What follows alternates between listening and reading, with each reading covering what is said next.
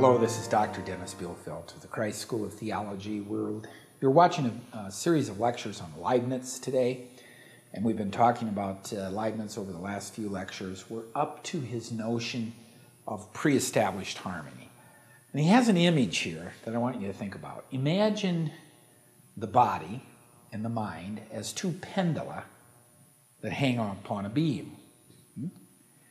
Of course, Descartes is going to hold that the one pendula has to hit the other pendula to make that thing do what it does, or this one has to hit that. That's dualistic causal interactionism, right? An occasionalist, like Malebranche, would say that, well, there's some vibration of the beam, if you will, that, causes both the pendula to do that. God is always in there, occasioning, events over here that connect with events over here. Leibniz has another view. Leibniz says that God creates the pendula so perfectly that by their own natures, they swing in perfect harmony. Just hold on to that image. God creates the pendula so perfectly that by their very own natures, they swing in perfect harmony. Each substance, now I'm using body and mind here as these sort of macro notions. Now we're going to go back to individual substances. Each substance unfolds itself in pre-established harmony with every other substance. The unfolding of mind of any substance is in accordance with the laws of mind and of the corporal machine. So take me, the unfolding of my mind with all of its perceptions and representations is in accordance with the laws of the corporeal machine, my body. They are in perfect harmony. And that's the image I want you to take away, although this gets a little bit complicated because my body isn't an individual substance like my mind is. So you need to know that. Okay, now some nice quotes from Leibniz. And yes, we won't be saying them in German, we'll say them in English. There is no real influence of one created substance on another. Okay? No causal interaction. Or again, God originally created the soul and any other real unity in such a way that everything must arise from its own depths through perfect spontaneity relative to itself, and yet with a perfect conformity relative to external things. Now, I hope you're seeing how he's going to try to reconcile freedom, right? Everything is freely developing out of itself, and yet in conformity relative to external things, so it can be this free development out of the self can be in conformity with natural law, right? But natural law does not govern the free conformity, but they are in pre-established harmony. This is what makes every substance represent the whole universe exactly, Leibniz explains, and in its own way, from a certain point of view, and makes the perceptions or expressions of external things occur in the soul at a given time, and in virtue of its own laws, as if in a world apart, and as if there existed only God in itself. Standpoint of the soul, it's just God in itself.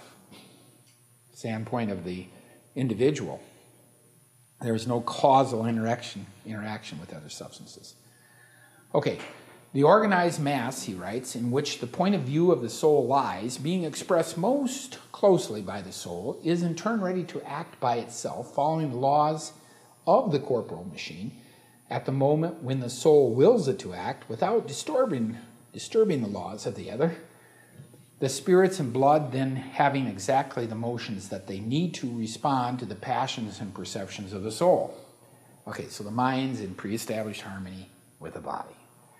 And he says, it is in this mutual relationship, regulated in advance in each substance of the universe, which produces what we call their communication. Now we say the word communication, Mitteilung in German, but there is no real effect on the other thing. It's a communication that's windowless, again, and which alone brings about the union of soul and body.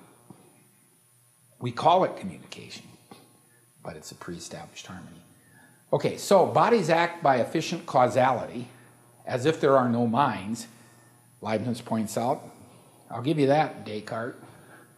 But he says, minds act by final causality, as if there are no bodies. Let's not forget that. And of course, Descartes could kind of agree, maybe.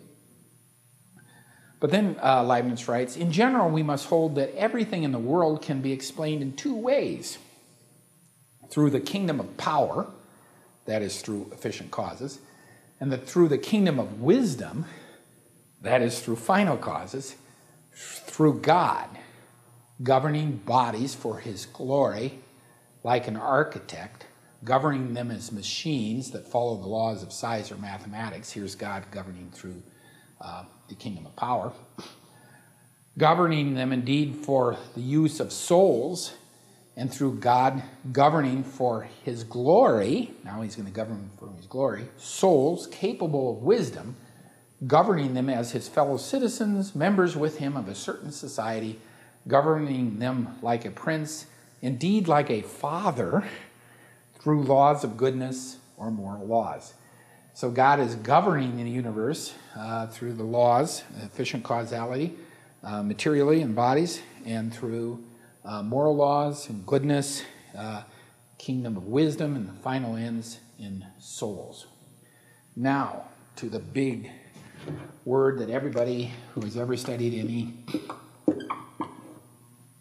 this should not be a word that you don't know in this course, monad, because of course you remember the lectures of Plato at the academy, and all of the philosophical speculation from the 4th century BC onward about the monad and how it relates to the dyad.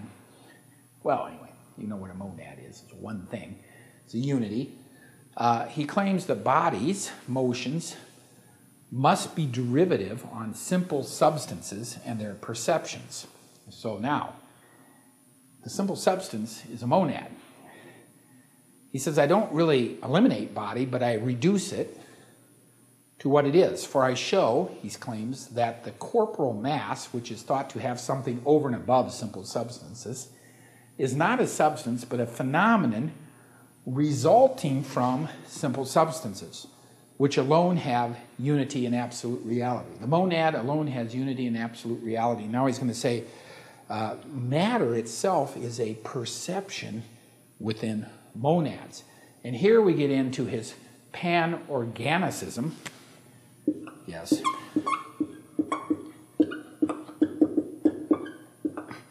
You too could be a pan-organicist.